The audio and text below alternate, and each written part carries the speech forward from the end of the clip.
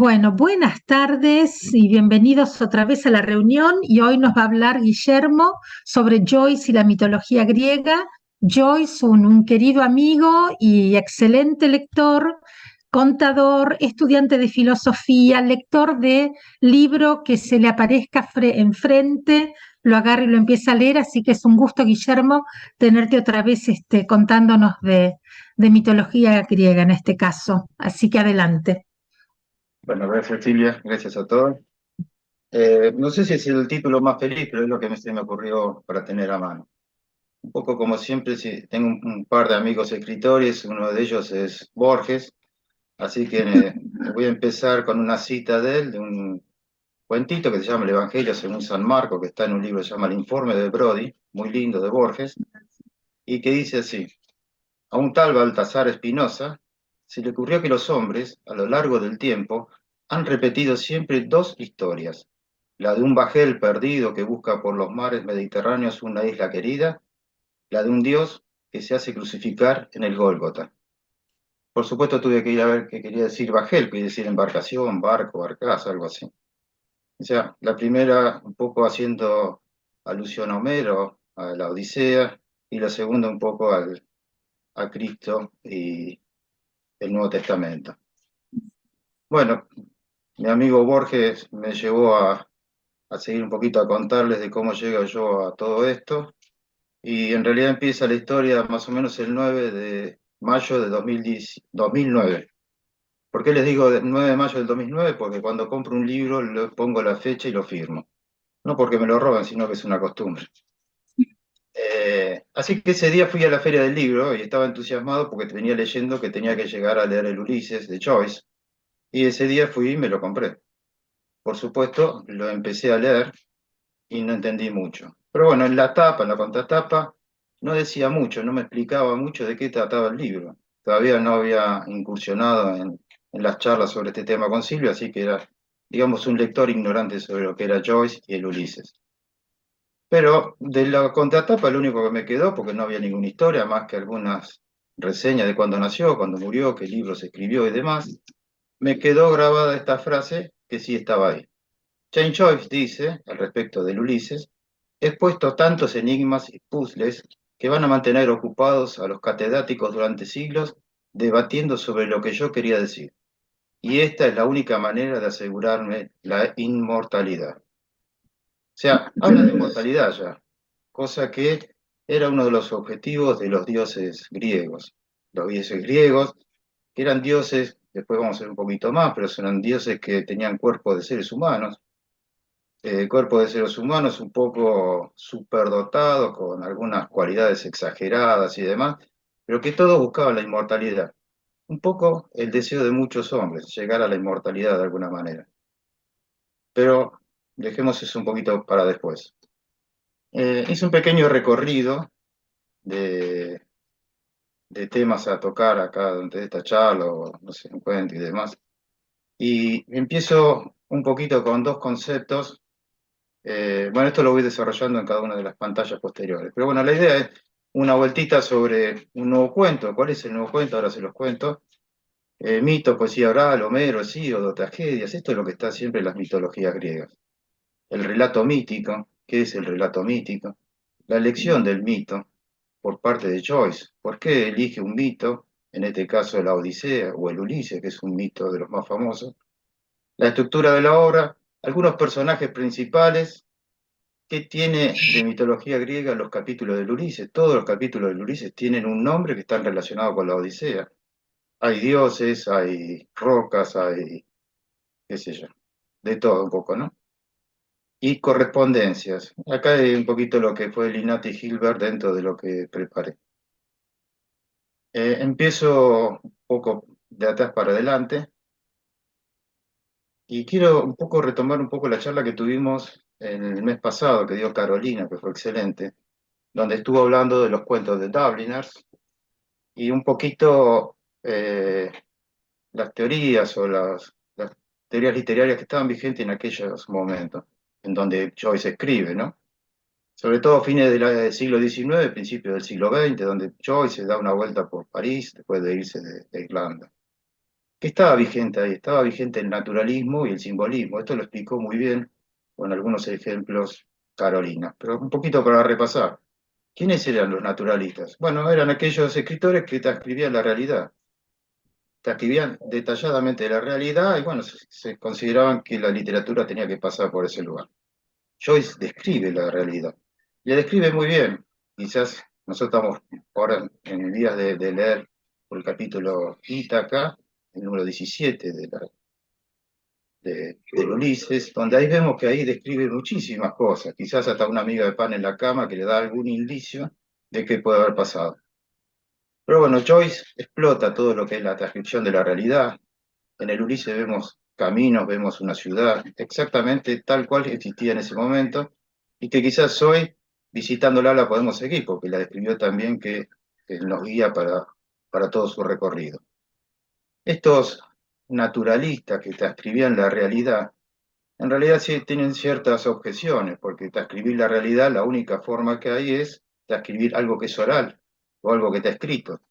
Es difícil transcribir la realidad de lo que pasa en los demás sentidos, en la visual, en lo olfativo, en lo táctil, y sobre todo transcribir la realidad de lo que pasa por la memoria de una persona, el olvido. Todo esto Joyce lo va a trabajar muy bien en el Ulises. Por el otro lado están los simbolistas opuestos a los que les gustaba la realidad o transcribir la realidad. Simbolistas porque con un símbolo no lo pueden expresar todo y sobre todo sugestionan, dan una sugerencia de algo. El símbolo te va a decir que sugiere algo. Dos personas bañándose en un río, una pareja, están sugiriendo que están desnudos. Nadie lo dice, pero bueno, alguien puede sugerir que están desnudos y queriéndose. Eh, Esto es un poco lo que regía cuando se escribió el Ulises, lo que él investiga, lo que él explota en toda su lectura del Ulises. Ahora, ¿cómo eran las ideas de Joyce? Las ideas de Joyce eran ideas comunes, las ideas más comunes que pueden existir de lo que estaba pasando en ese momento. Parece que algunos dicen, o por lo menos encontré un amigo de él, lo contó, que se estaba dando una vuelta por el Sena o por París, qué sé yo, y se le ocurrió en la cabeza un nuevo cuento para seguir la serie de Dubliners. Pensó en un nuevo cuento, como detallo acá, con un personaje bastante común, que iba a ser Bloom, un judío un poco perdido en Dublín, un día en la vida de ese hombre, que tiene que cumplir con tareas, que sabe que su mujer lo va a engañar, que lo persigue esa idea como una sombra. O sea, por todos lados donde va está la sombra, alguna vez físicamente también, de que su mujer lo va a engañar. Y que conversa con la gente, que vuelve a su casa, sabe lo que ocurrió y luego se duerme. Un día muy simple en una sola persona. Ahora, un nuevo cuento que está siguiendo toda la serie de Dubliners que estuvimos charlando. Pensó en dedicar un cuento a este día de fracaso, de soledad, de un hombre que está viviendo un destino trágico, pero que trata de vivir. Un cuento desde que se despierta hasta que cae rendido de sueño muy tarde en la noche. Para el cuento tenía que partir de un punto y llegar a otro. O sea, ¿qué hace Joyce? Bueno, tengo que partir de acá y llegar hasta este otro lugar. En el medio tengo un montón de estaciones que pararme y empezar a contarlas. Bueno, durante ese día pasan millones de cosas. Percepciones visuales, olfativas, táctiles, auditivas, pero principalmente los pensamientos que caben en un día. Todos sabemos la cantidad de pensamientos que tenemos. Uno puede estar pensando hoy, bueno, ¿qué voy a hacer de comer? Tengo que ir a ver a mi mamá. Parece que el dólar aumentó, parece que el dólar bajó. Son todos pensamientos que se te cruzan. Hay millones de pensamientos en solo un día de una persona. Como dice un autor que se llama Chaucer, todo sucede en los 60 latidos de un minuto. Bueno, siguió caminando aparentemente por el Sena y pensando, y dice, tengo que buscar un esquema que me permita llevar adelante esta tarea. ¿Cómo llevo esta tarea tan ardua? Y entonces encontró un esquema, un arquetipo, y es el mito de Ulises. Adecuar la realidad de Dublín, donde iba a pasar este día esta persona, a las aventuras que le pasan a Ulises en el Mediterráneo. O sea, ¿qué se le ocurrió? Bueno, voy a resumir 10 años de este muchacho Ulises que estuvo dando vueltas por todos lados, que estuvo con Calipso, que se le tuvieron trabas y miles de cosas, a meterlas en un día en Dublín en una persona común. Entonces, Se fue un poquito a la mitología y ahí encontró la Odisea que le sirvió de esquema para seguir adelante. Bueno, ¿qué encontró? Los mitos griegos. Bueno, ¿qué son los mitos griegos? Como lo decía, los mitos son historias sagradas donde intervienen dioses. Estos dioses son antropomórficos, tienen forma de seres humanos, superpoderes, con cualidades que están exageradas y exacerbadas. Están puestos en ellos todos los deseos y las inquietudes exageradamente. Sienten pasión y amor. También tienen sus deficiencias físicas. Algunos de ellos tienen alguna deficiencia física. Un poquito estoy yendo para atrás para ver qué pasaba con esto, cómo se creó. Bueno, los mitos griegos vienen de las tradiciones de poesía oral. Se transmitían oralmente de uno a otro y se conocía qué leyendas había, qué fábulas se ordenaban las sociedades con estas tradiciones y se tenía una especie de religión donde todos conocían lo que pasaba. Eh, Hasta que, bueno, los primeros que se pusieron a escribir estas historias fueron, por un lado, Homero y por el otro lado, Hesíodo. Homero empezó a escribir la Ilíada y después la Odisea. Bueno, dicen que Homero no existió, otros dicen que existió.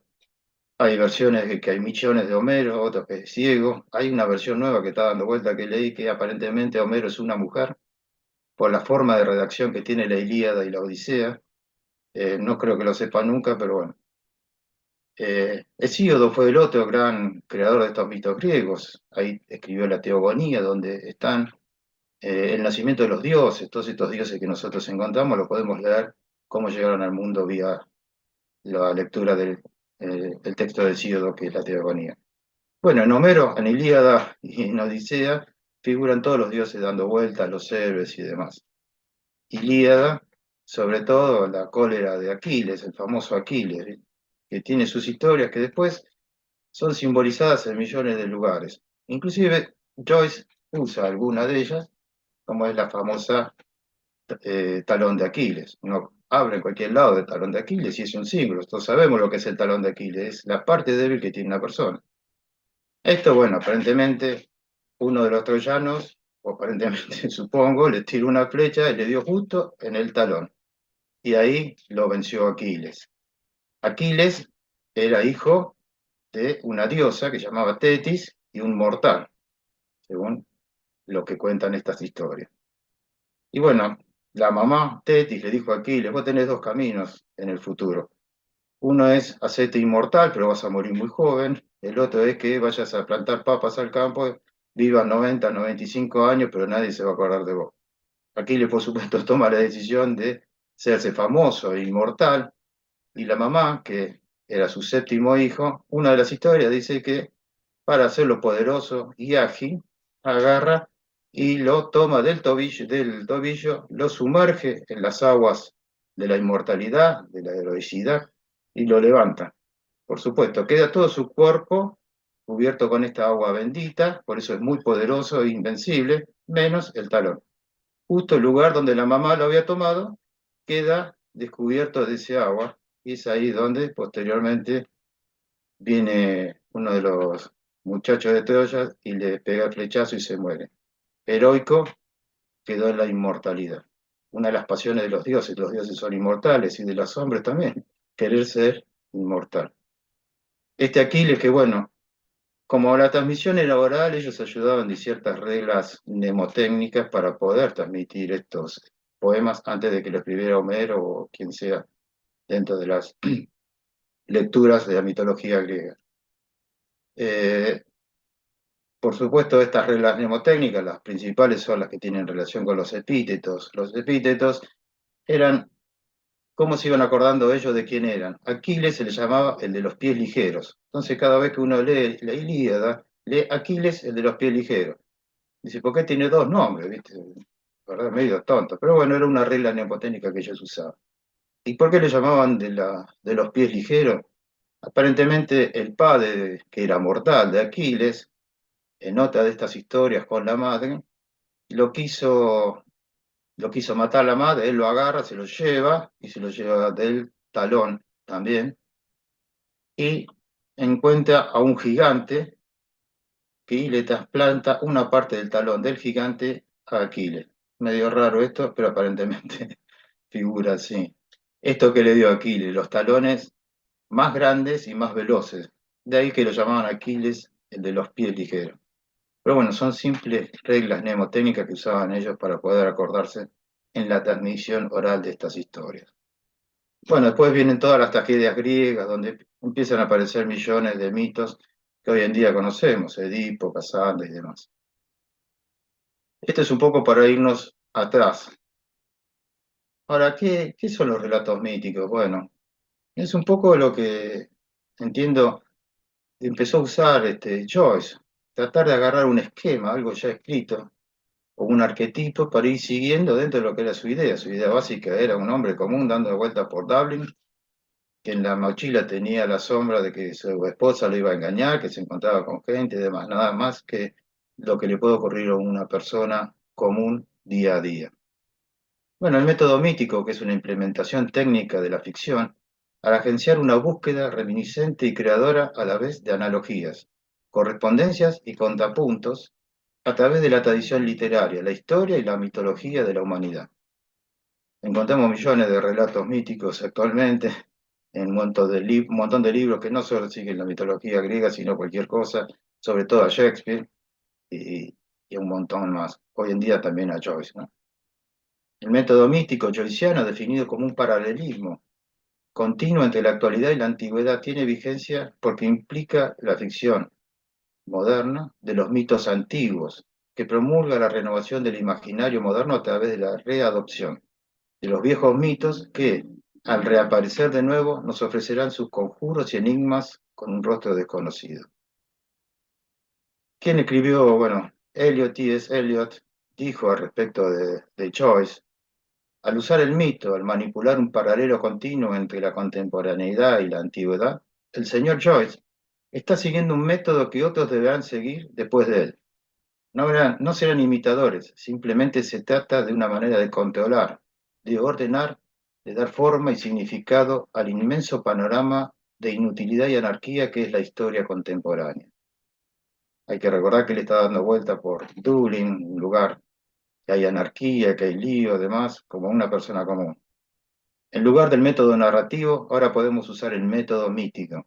Es, creo seriamente, un paso adelante para lograr que el mundo moderno sea posible para el arte.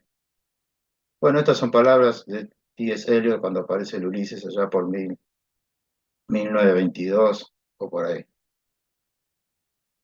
¿Cómo se le ocurre a Joyce? Ulises, bueno, aparentemente cuando era chico se entusiasmó con un libro de un autor que se llama Charles Lamb, que fue un poeta de los años 1780, 1800, por ahí, y en el colegio leyó Las aventuras de Ulises, un resumen o algo parecido de la Odisea. Lo captó, lo entusiasmó, y ya después de adulto, en alguna que otra carta ha señalado que el tema de Ulises es el más humano de la literatura mundial, el más bello, el más grande, tanto que llegó a tener la empresa de hacer que Ulises retornara en Bloom, reescribir una humanidad como la de aquel. No era una tarea fácil, pero lo logró y con creces. Bueno, Ulises es un tipo común, eh, se lo considera un tipo astuto, un tipo eh, muy observador, sobre todo su astucia y su visualidad, cosa que después Joyce también la está poniendo dentro del Ulises. Vemos muchos pasajes donde cómo ve las cosas él y cómo las transcribe son espectaculares. Siempre me quedó grabado, yo soy hombre, disculpen, pero hay una escena donde él está hablando con una persona en la calle y una señora en el lado de enfrente con unas medias detrás de un carro que él la observa detalladamente y no le está dando bola al que le está hablando y simplemente está mirando a la señora de enfrente. O sea, cómo observa, esa astucia sale del Ulises original. Bueno, como dije, la Odisea tiene que ver con su estructura y la organización para Joyce en la redacción del Ulises. Los paralelos homéricos le permiten a Joyce introducir el orden del relato en el desorden de la vida. Joyce toma los elementos del relato, la trama, la acción, el encadenamiento casual y la progresión dramática. La acción es fundamental, la acción. La Odisea tiene como acción la búsqueda de el retorno a su casa de Ulises. Eh, Joyce toma este tema de la búsqueda y está constantemente buscando Bloom, tanto Bloom como Stephen. Uno buscando a su padre, otro buscando llegar a su hogar o estar en su hogar, ¿no? Es una acción, me parece, fundamental en el Ulises de Joyce, la búsqueda, la constante búsqueda de todo. O sea, un arquetipo de lo que fue el Ulises en la Odisea. Eh, no sé si me pasé. Bueno, no, esto es un poquito más de lo que comenté. Narró un hombre humilde. ¿Cómo es el Ulises original en la Odisea? Aparentemente Ulises era un tipo muy astuto, muy inteligente, pero no le gustaba el mar, no tenía ganas de pelear, no era violento para nada. Pero bueno, lo vino a buscar a Agamenón cuando le está sembrando y le dice, bueno, vamos que tenés que ir a pelear a Troya. Él se niega rotundamente y Agamenón lo que hace es secuestrarle o tomarle a Telémaco, su niña, y le dice, si no venís va a pasar algo, es como una extorsión que le hace a Ulises, hasta que al final decide ir a pelear, ¿no? Eh, Se transforma en el Ulises homérico en un viajero aventurero, uno de los más calmos terrenales, no es de mar sino de tierra, y es en ella como le anuncia el espectral Tiresias, donde morirá. Este Tiresias aparece siempre en todos lados. Uno cuando empieza a leer un poquito de mitología y todo lo demás, este hombre Tiresias aparece siempre. Aparentemente era una especie de Ludovica Squibb, una maga, un predictor del futuro. Él sabía todo lo que iba a pasar, se lo encuentra en el Hades, contando las cosas a los héroes que hay ahí. El Hades es el lugar donde estaban todos los muertos, ¿no? Hades es uno de los títulos de los capítulos de Ulises, donde ahí se da una vuelta por el cementerio y demás. Es donde estaban todos muertos y era una división que se había hecho en aquella época entre los tres dioses, Zeus, Poseidón y Hades. Zeus se quedó con el cielo y la tierra, Poseidón con el mar y Hades con el subsuelo. Algunos le llaman Plutón en la mitología romana, porque el subsuelo es lo más valioso para ellos, es donde están todos los tesoros. Pero volviendo un poquito a este muchacho Tiresias, que era el sabio, el mago, el predictor, el que todos iban a preguntarle porque sabía demasiado, era un tipo que era ciego. Y bueno, ¿qué le pasó a Tiresias? Tiresias estaba caminando por ahí dando vueltas en Atenas con los amigos, se fue solo, se metió en el campo, en el bosque, llegó al río y en el río se estaba bañando Afrodita con sus doncellas. Aparentemente, en la mitología, los dioses no pueden ser vistos desnudos, porque van a tener un castigo a quien lo haga, pero también van a tener una recompensa. Entonces Afrodita le quitó la vista a Tiresias por haberla visto a ella desnuda, pero le otorgó el don de ser el predictor, el que sabía, el mago, el que entendía de todo. Así que Tiresias, siempre que alguien tenía algún problema, le iba a preguntar a Tiresias, era como el consultor de cabecera de todos. Eh, bueno, Leopold es el nuevo hijo de Laertes y Dublín un nuevo escenario de aventuras. Ello es porque Joyce se imaginó el Ulises de su época y no al de otra, y lo colocó en el medio de sus propias circunstancias. Eh, Tenía un amigo, Joyce, aparentemente, llamado Frank Butcher, o algo parecido, que es autor de James Joyce and the Making of Ulysses, y que charlando le preguntó a Joyce, escúchame, James, ¿por qué elegiste a Ulises y no elegiste a otro para tu aventura, tu día? Y le dijo, ¿por qué no Cristo? Y Joyce le contesta, Cristo era soltero, no vivió nunca con una mujer. Seguramente vivir con una mujer es una de las cosas más difíciles que un hombre puede hacer. Cristo no lo hizo. Buchen entonces le preguntó, ¿y Fausto? Y Joy le dice, Fausto no tiene edad, no es un hombre, es un viejo o es un joven. ¿Y su familia y su hogar? ¿Dónde están? No lo sabemos. Aparte, no puede ser completo porque nunca está solo, siempre está con Mefistófeles. ¿Y por qué no Hamlet? Era solo un hijo. Odiseo, en cambio, es hijo de Laertes, padre de Telémaco, esposo de Penélope, amante de Calipso. compañero de armas de todos los soldados griegos que peleaban entre ellas y rey de Ítaca. O sea, dos cuestiones por las cuales elige el personaje de Ulises en su tratamiento. Por un lado, le caía justo, y por el otro, porque ya lo adoraba de cuando era chico, cuando había leído ese libro de Charles Lamb. Bueno, como le decías, Ulises, el que vio, el observador, el que escucha, por eso era tan astuto, trata de llevarle parte de estas cosas a Bloom, Joyce, en cada uno de sus capítulos. Odisea, que en griego nació en Ítaca, y ese día llovió mucho, por eso quiere decir lluvia de Zeus, el nombre de Odiseus, en griego. Todo estaba en su vida, para Bloom también. Los héroes transgresores, regidos por la ilusión, viaje a lo desconocido, idea de buscar el orden. Eso lo llevó todo a elegir a este personaje como modelo. Cultura oral a la escritura, función del poema oral. Bueno, esto es un poco lo que comenté antes. Eh, Acá hay un poquito de todo lo que vinimos resumiendo, ¿no? La acción de Ulises no solo es simple, sino que arquetípica. La historia de un viaje, la búsqueda, es una de las más antiguas y conocidas del mundo. Las tres partes de la obra, correspondientes a los tres personajes de Joyce, imitan las tres partes de la Odisea. O sea, las tres partes de la Odisea son las tres partes también del Ulises de Joyce. La telemaquia al principio, la parte media, donde está toda la Odisea, y el final, que es el Nostos, que es el regreso a casa, ¿no? En la primera, Telémaco parte de la búsqueda de su padre ausente. En la segunda, Ulises viaja tratando de llegar a su patria. En la tercera, el hijo encuentra al padre, el padre encuentra al hijo, la patria, y después de matar a los pretendientes, a la mujer. Esta es la acción que planteó Joyce para su día en la moderna Dublín. A partir de allí, en cada uno de los 18 capítulos, parodia un episodio o un elemento menor de la Odisea, sin seguir el orden de Homero, interviniendo otras consideraciones y otros paralelos.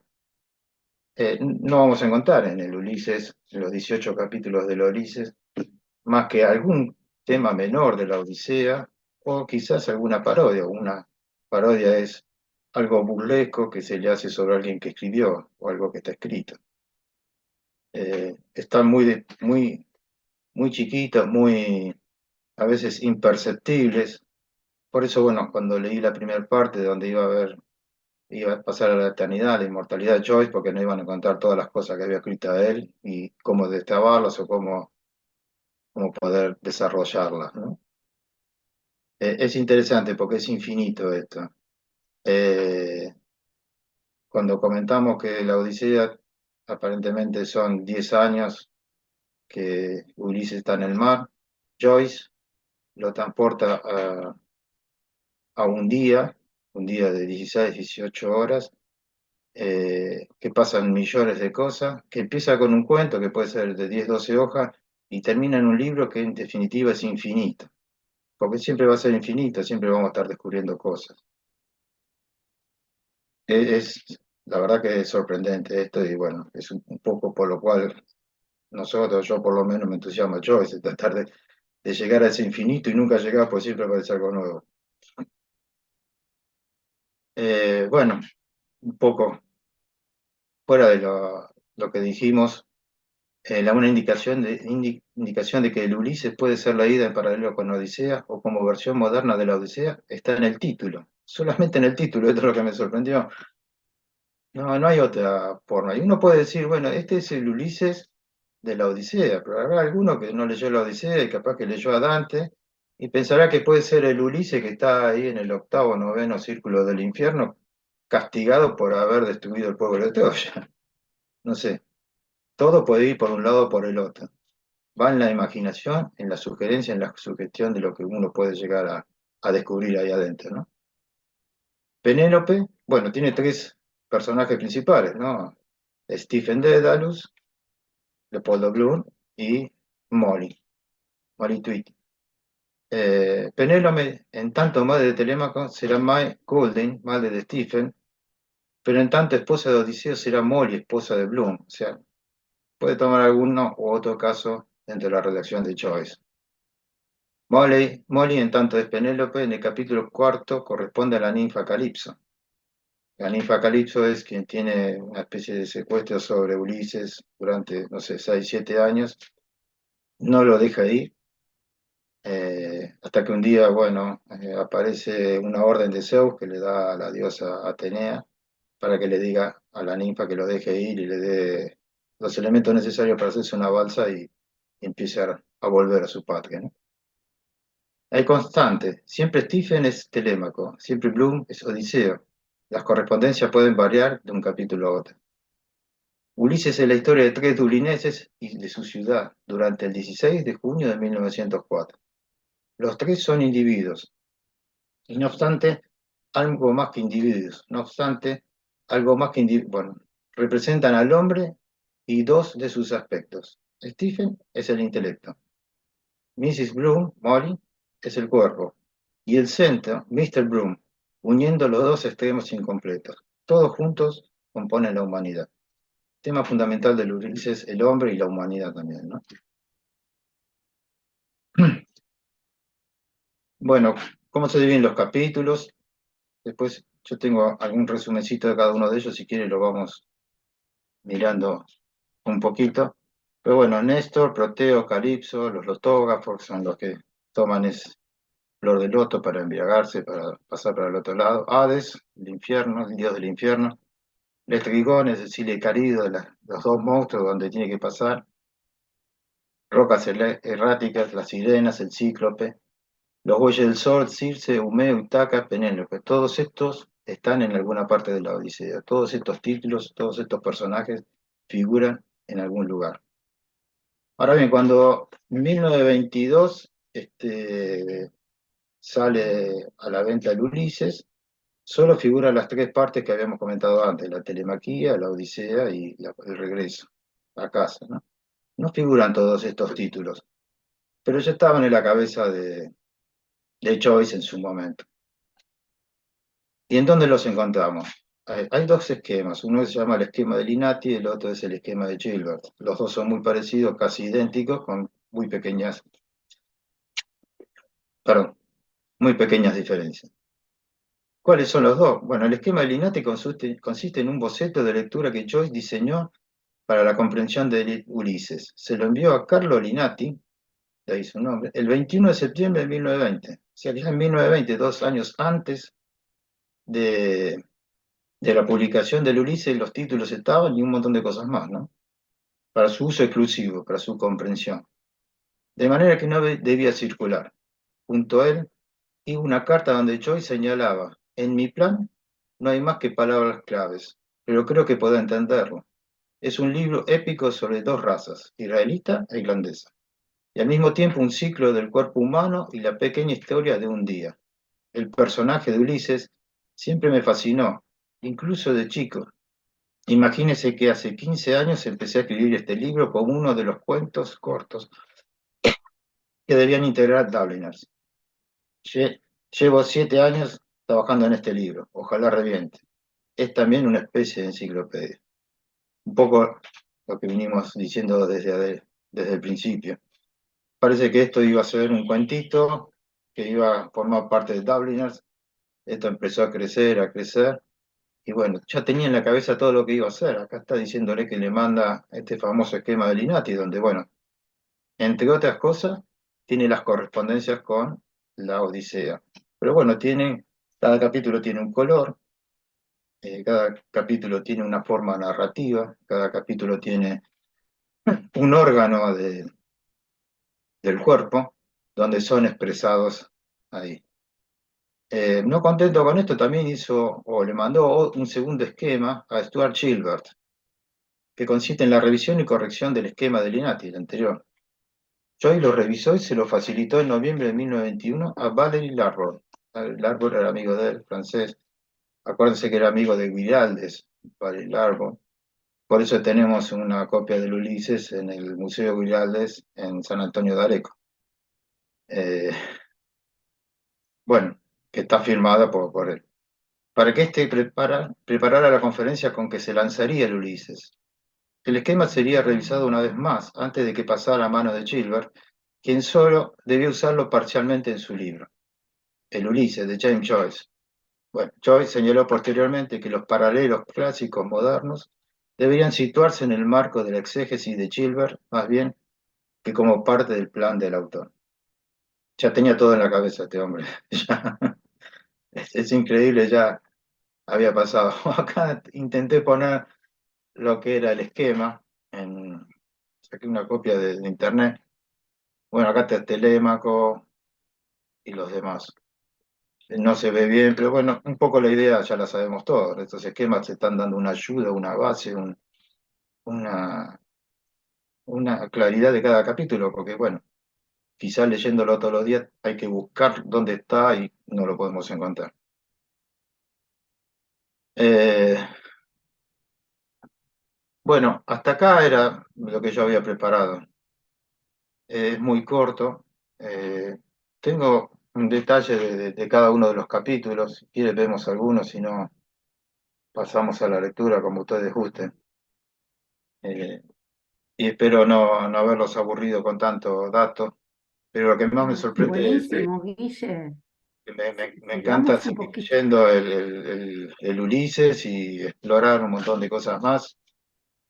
Sí, sí, Ahí está. veamos un poquito de esto, Guillermo, antes de arrancar con la lectura, dale.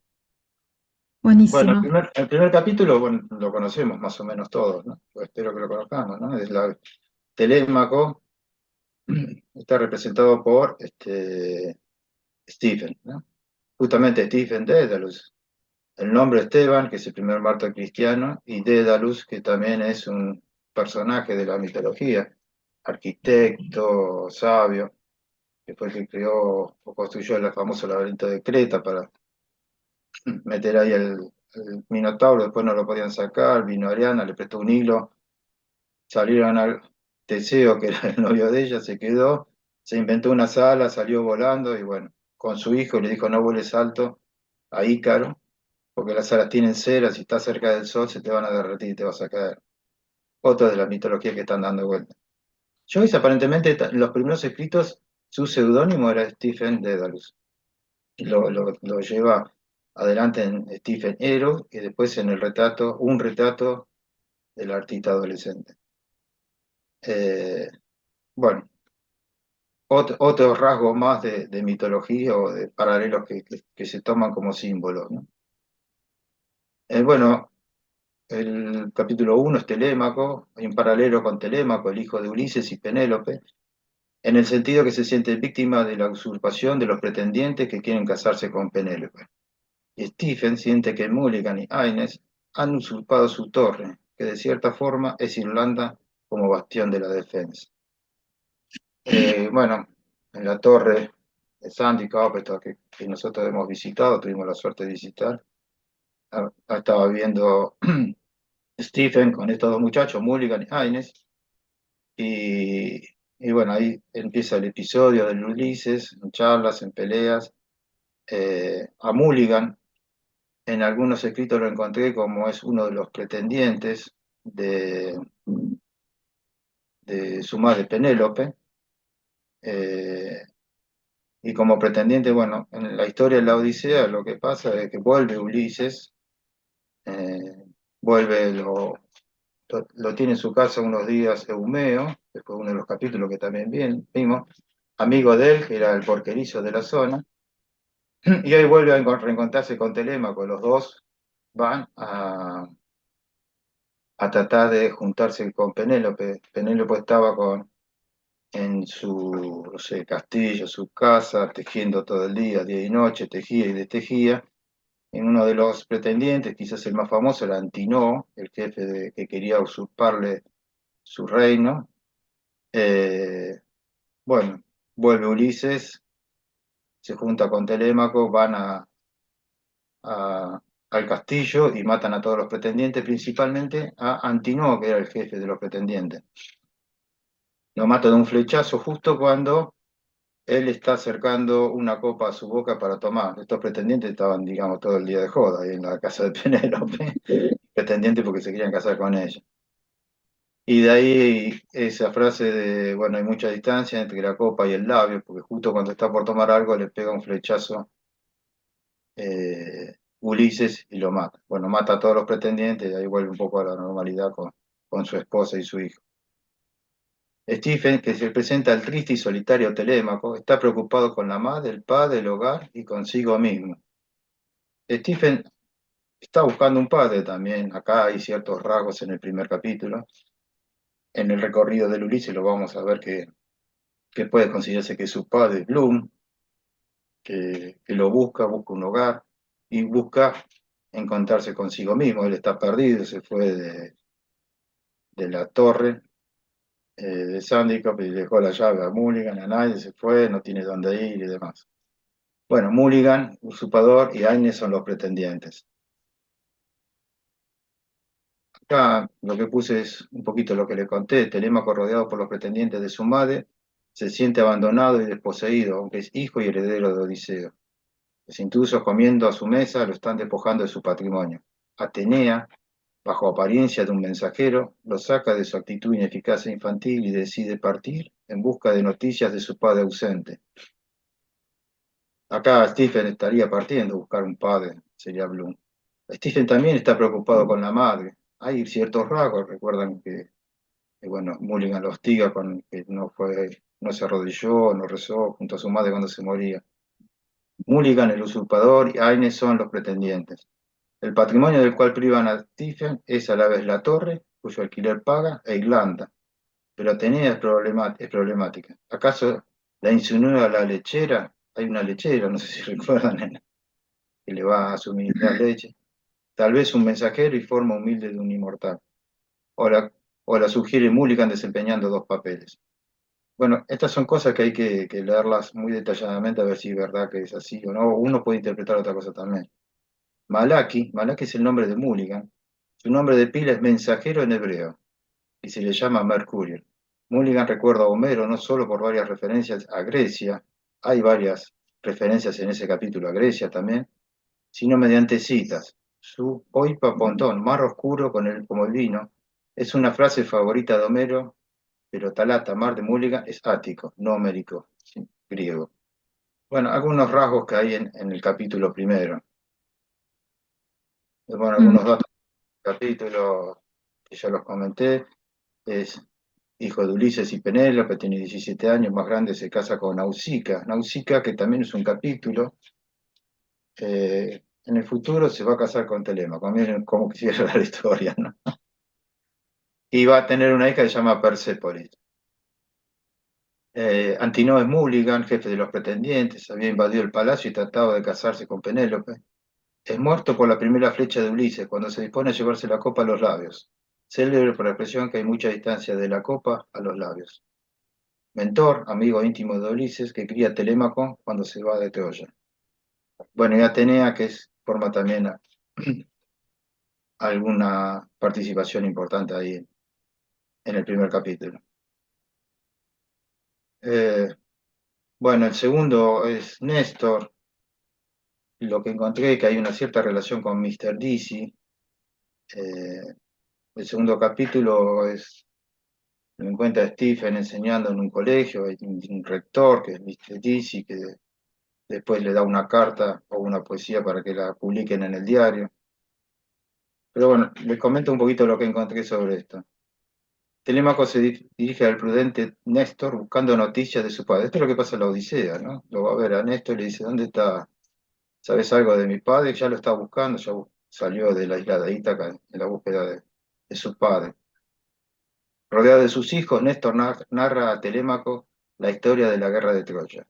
Es una disertación sobre las mujeres traidoras, como Clitemnestra o algo parecido.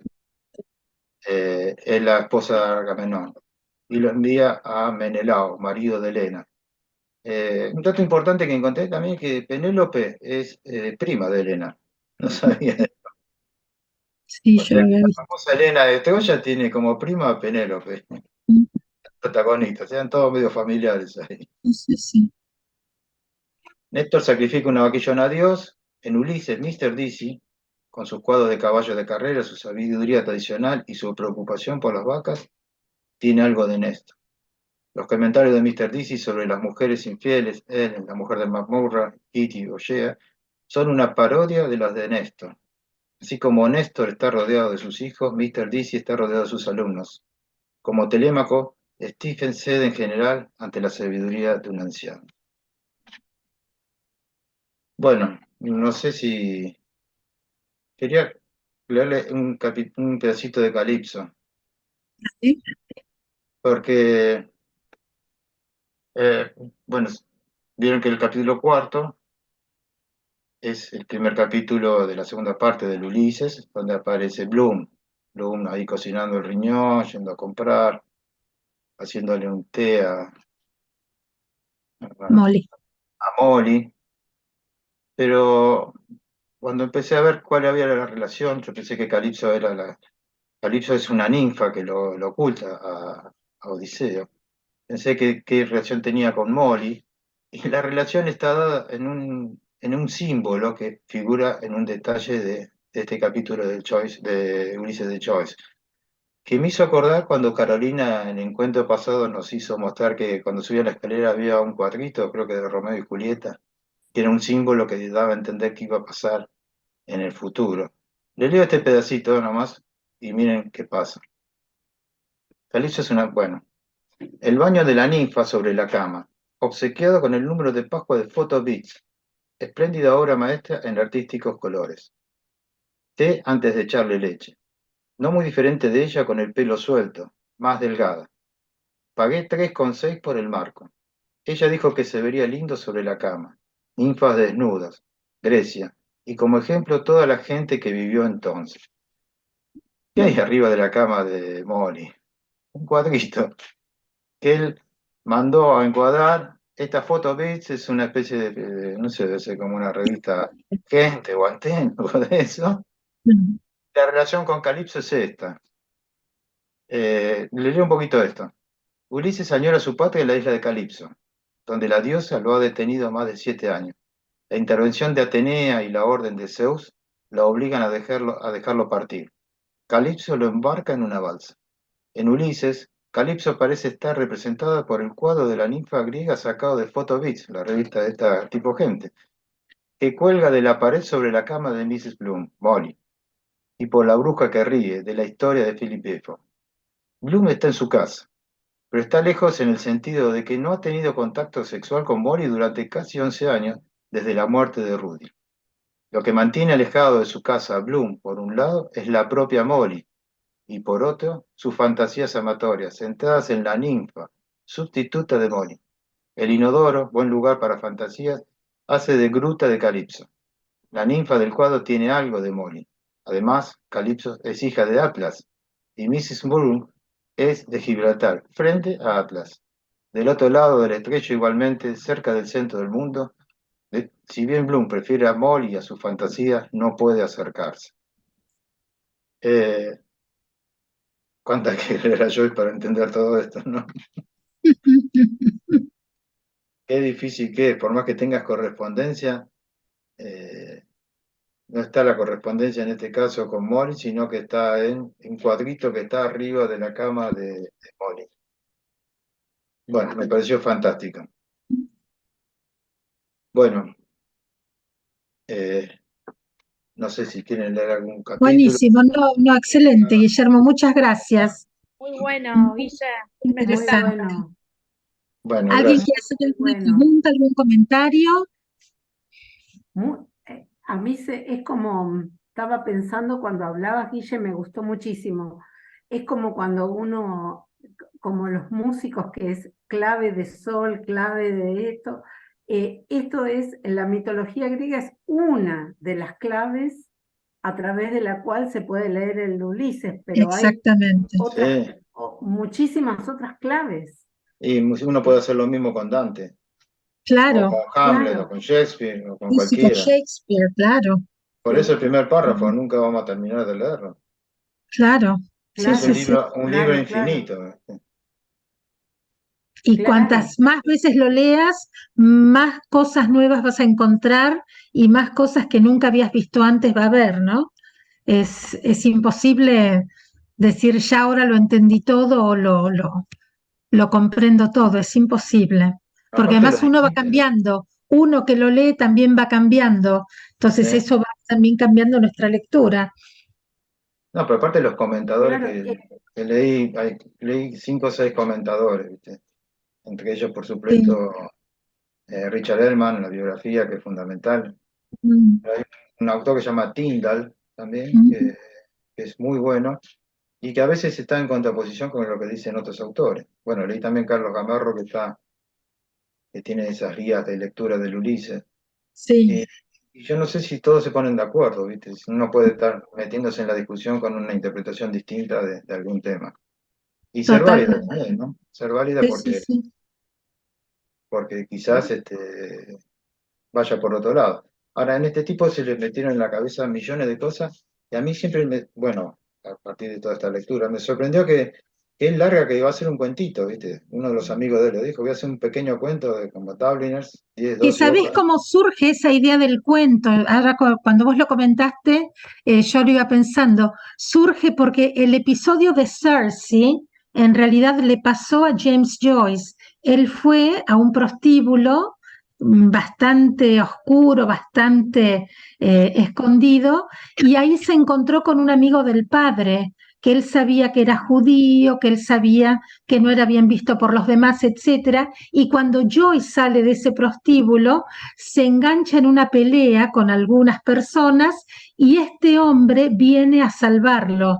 Y Mm, ahí es cuando él empieza con esa idea de escribir la historia del judío caritativo, generoso, bondadoso, que viene a salvarlo y que viene un poco a transformarse en su padre putativo, ¿no? Y claro. después Joyce mismo dijo que mientras que él escribía ese cuento que iba a escribir, las ideas venían con la escritura y no pudo parar de escribir hasta que se transformó en la novela que tenemos hoy, ¿no?